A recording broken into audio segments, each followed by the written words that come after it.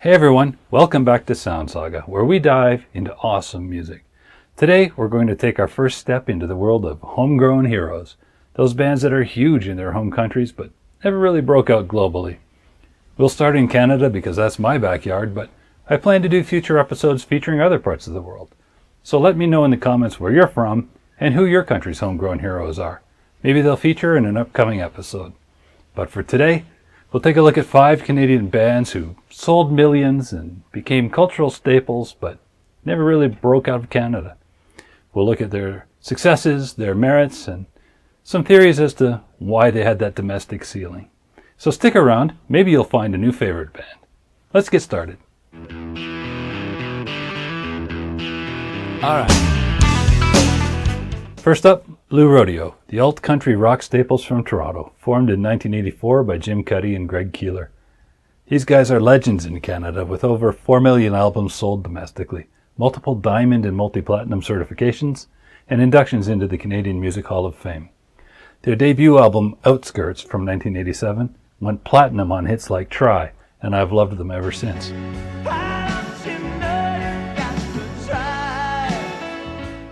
Rose-Colored Glasses and the title track are standouts for me from that album.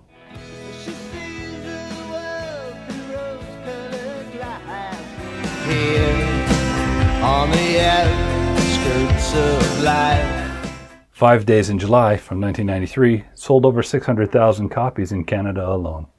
The band has won back-to-back Juno Awards for Best Band and have been a fixture on Canadian radio for decades. Strange and beautiful are the stars tonight.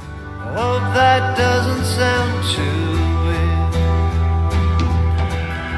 When we are lost together. What makes them merit all this love? Blue Rodeo blends heartfelt country rock with killer songwriting. Think twangy guitars, lyrics that capture everyday life, love, and loss, and harmonious vocals from 2 lead singers. I liked the distinct sound of Keeler's voice, and my wife loves the songs that feature Cuddy's smooth tones. Something for everyone.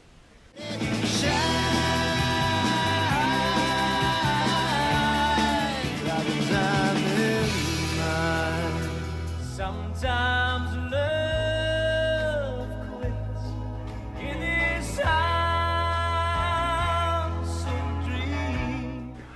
Their acoustic-based sound on records like 5 Days in July feels intimate and timeless, and they've evolved while staying true to roots rock. They're ever popular for their live shows and have influenced countless Canadian artists. Say that you're leaving.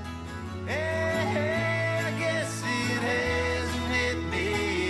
They met in a hurricane, standing in the shelter, out of the rain. We're there, everything I've done. But why no big international splash? Well, one hypothesis is the niche appeal of their alt-country genre. In the 80s and 90s, while pop and grunge were dominating globally, it was tough for their rootsier sound to get US airplay. Another possibility is limited marketing outside of Canada. While they were huge for Warner domestically, they lacked that big crossover hit or major label hype abroad. Finally, maybe it just comes down to being too quintessentially Canadian, with their rural vibes and storytelling just hitting better at home than in wider markets. That time in that soul. Next up is Trooper, the classic rockers from Vancouver, formed in 1975 by Ray McGuire and Brian Smith. They're often called Canada's band, and they've sold 1.5 million albums domestically, including their 6 times platinum Hot Shots compilation. Hits like We're Here for a Good Time and 2 for the Show dominated Canadian radio in the 70s and 80s and led to their induction in the Canadian Music Hall of Fame. Plus, The Boys in the Bright White Sports Car is officially the first favorite song I had as a young kid. We're here for a good time. Not a long time. 1 for the money, 2 for the show. So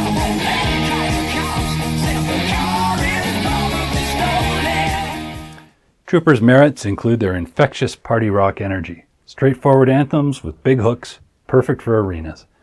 They've been hard-working road warriors, playing 200-plus shows a year at their peak, and their nearly 50-year longevity speaks to their enduring appeal in Canadian classic rock. Tracks like Raise a Little Hell are pure fun, and they've become synonymous with good times north of the border. Raise a little hell, raise a little hell, raise a little hell. 3 dressed up as a 9, you're only wasting my time. Why no global launch? Hypothesis 1. Their uniquely Canadian success meant heavy focus on domestic touring and radio without aggressive US expansion. In the 70s, when arena rock was huge worldwide, they had one minor US hit but faced stiff competition from bands like Boston and Foreigner. Label shifts and lack of international promotion likely kept them as hometown heroes rather than world conquerors.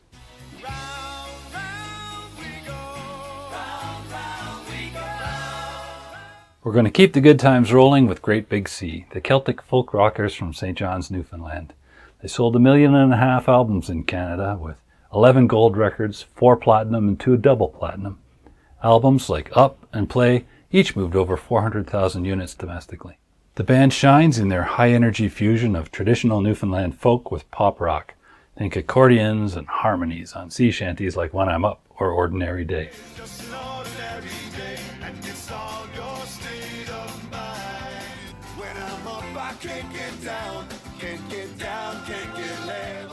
Their live shows were electric, drawing from maritime culture, and they outshone more radio-friendly acts in Canada through relentless touring. They represented Newfoundland pride and made folk accessible and fun.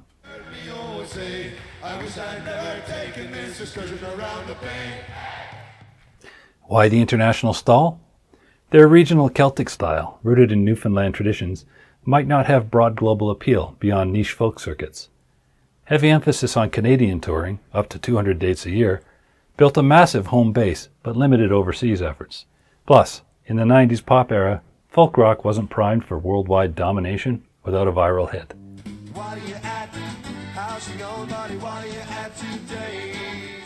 Next up, we'll take a darker turn with the Tea Party, a hard-rocking trio from Windsor, Ontario. They've sold over 3 million albums globally, but with 4 multi-platinum, 1 platinum, and 4 gold albums in Canada, most of those sales were domestic. Albums like The Edges of Twilight were massive hits, and they've been nominated for multiple Juno Awards.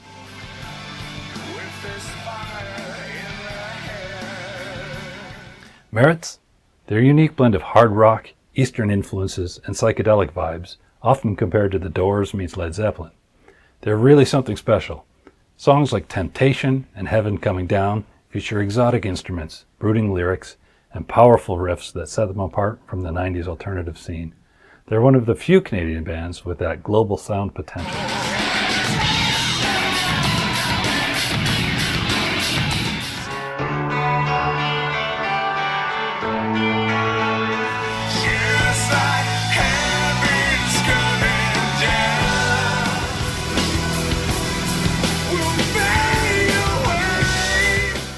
Hypotheses for the border barrier?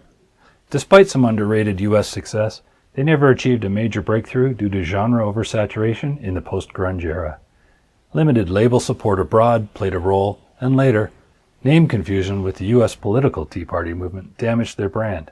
They even considered selling their domain name because of it.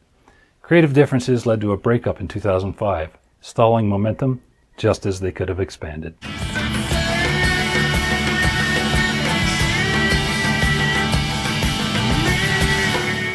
Finally, the Tragically Hip.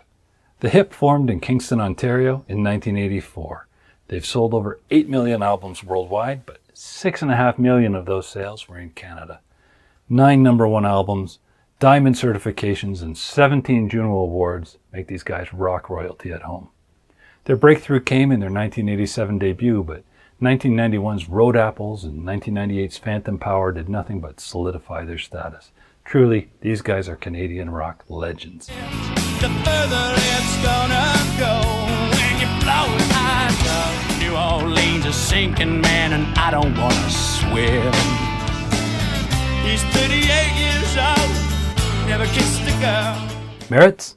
The Hip's magic is in Gord Downey's poetic, Canada-centric lyrics, references to hockey, small towns like Bobcaygeon, and national history, delivered with raw energy and bluesy rock riffs. They're not just musicians, they're storytellers who captured the Canadian spirit, making them a cultural phenomenon. They've inspired generations with anthems like Courage and Wheat Kings, and their live shows were legendary. Just ask any Gen X Canadian about the Killer Whale Tank. I scrubbed the inside of the Killer Whale Tank. Carry my word free. Kings, it was in Cajun. I saw the constellations.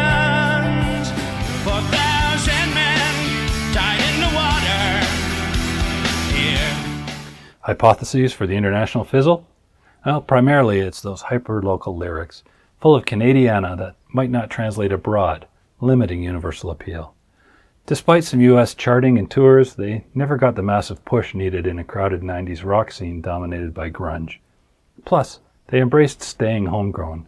As one source puts it, their greatest failure was not chasing US fame, which ironically made them Canada's greatest band. They didn't need the world when Canada loved them so much. Well, the real cold disappeared.